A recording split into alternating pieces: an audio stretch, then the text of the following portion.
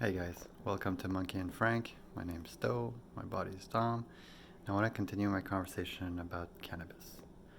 I wanted to do a video of what do I like about cannabis when I'm high. So I just went and did a cannabis ceremony, meaning I just went to smoke.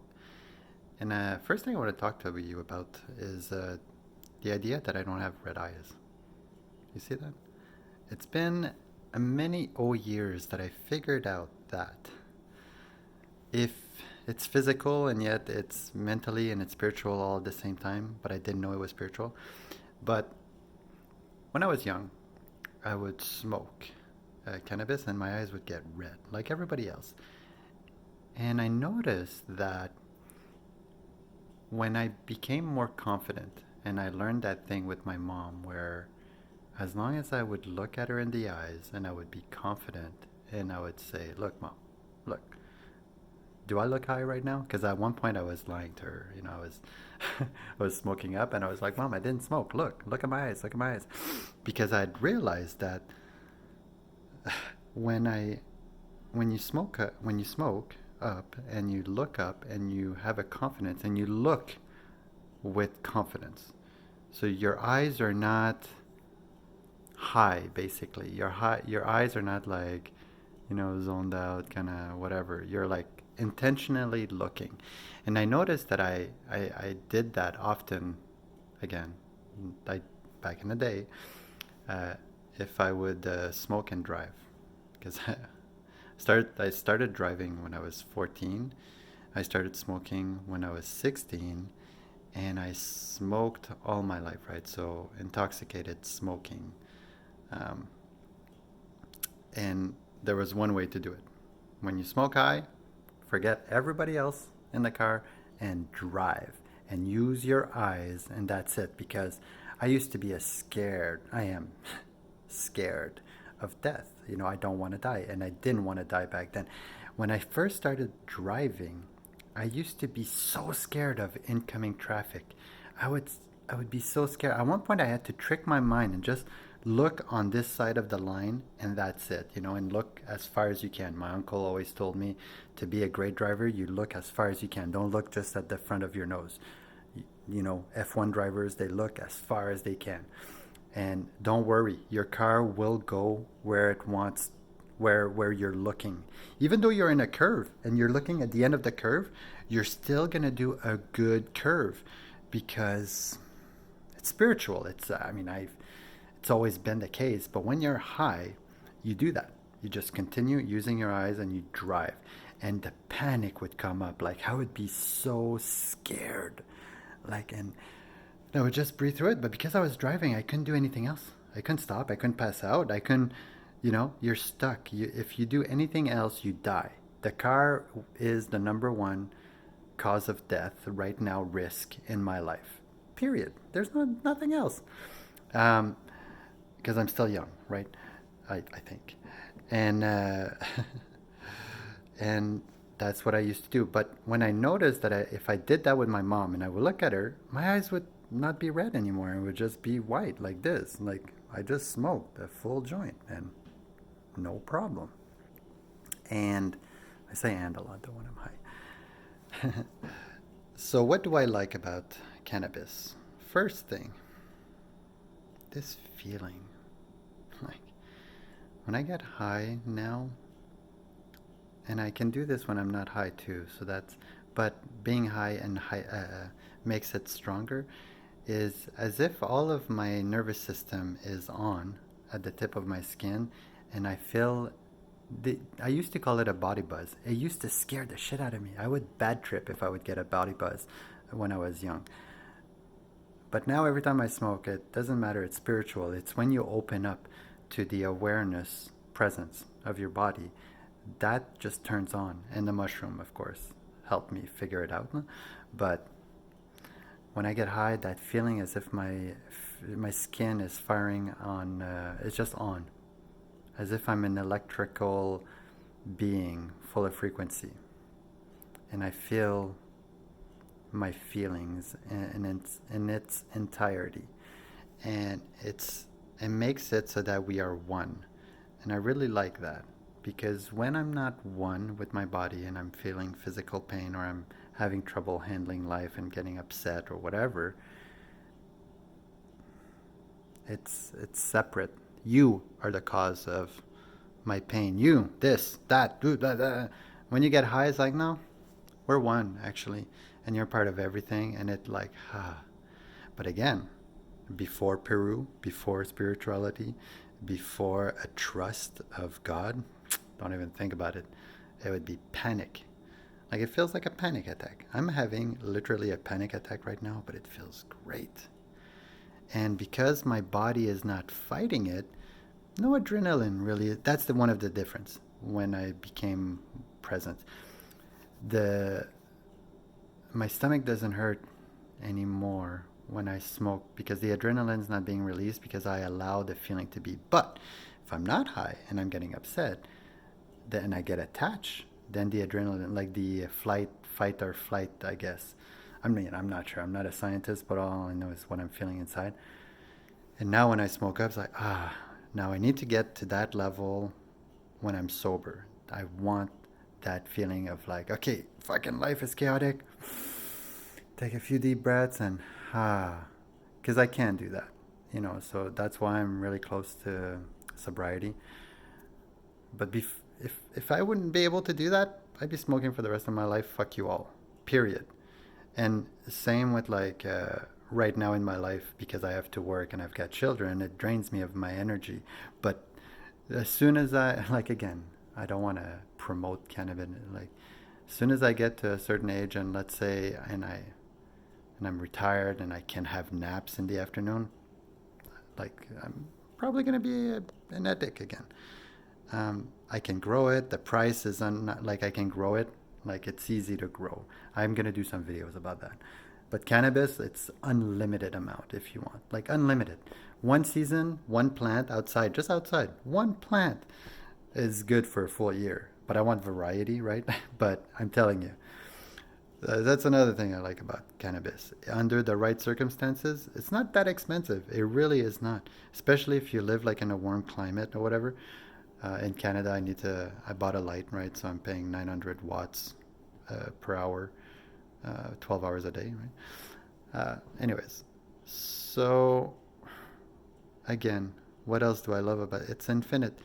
The fact that it allows me to be insane, and really, it started the conversation up here for me to start having a relationship with me. Those negative thoughts that I had all my life, I thought they were me and they were bringing me so down. Why the fuck do I have to think this way? Why the fuck do I have to behave this way? I know better. But then you psychology and you go into spirituality, religion, and it's just the way it is. Your mom, your dad, your trauma. It's like, for fuck's sakes, right? Cannabis makes me one. Now, again, I'm gonna have that without cannabis. But I don't even know where I was going with that. What I'm high, right? So a train of thought is I'm happy with the plant.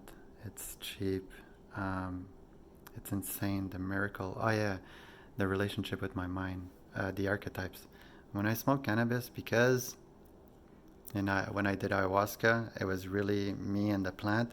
So I really gave, and I knew it was my inner monologue, right? But it's like I gave permission to the plant medicine to take my inner monologue and drive, which didn't leave me in a sense like God exists, but it left me with like, okay, well, at least I can talk to my own self as if it's another. And when I did that in Peru for that 1 week, god damn, was it magical. Like, god damn. One of the experience about that, and I'm going to share with you right now, sorry for the long video, is in my first ceremony, when she was just making me feel like pure pain, and as if I was on edible, like a very high amount of edible. And before Peru, I don't just, even now, I did too much. It's like an uncomfortable feeling. I wanted to get out of my skin. And at one point, I just felt tired. And she was pushing me. My inner monologue was like, just lie down, lie down. And I was fighting it. I was like, no, they told me to stay up for the first hour. If I fall asleep, I'm not going to experience what the medicine wants me to experience. No. And after like fucking 30 minutes of fighting, I remember I was like kind of falling asleep forward. I'm like, fine, I'll just lay it back down. I laid down, and right? Everything becomes one. There's no more chaos. I don't even feel the pain anymore. It's just like fucking amazing. And then I hear second call and I wake up, and right away in my inner monologue I hear the plant say, "No, you're good. I'm still doing work on you.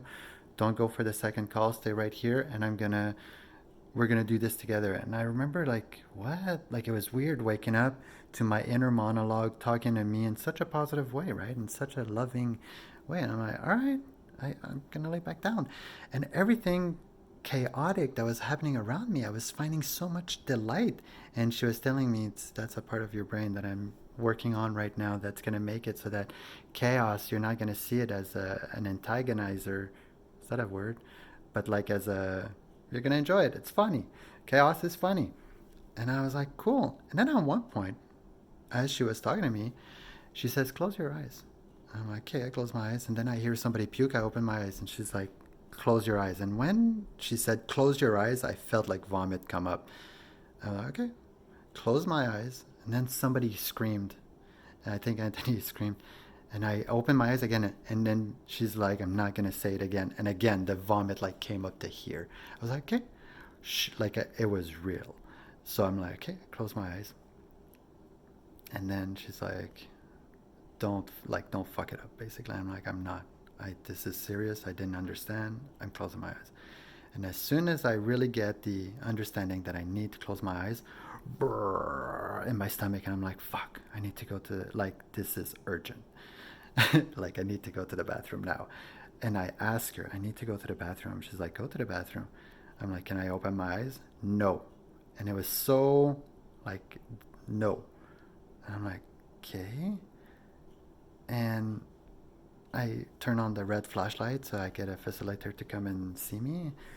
And with all my shame and my fear, like I was ashamed of even living. So imagine, anyways, he comes to me, and I know what she's telling me. Like it's the process of asking for help and blah blah blah blah. And I'm like, I need to go to the washroom, but I can't open my eyes.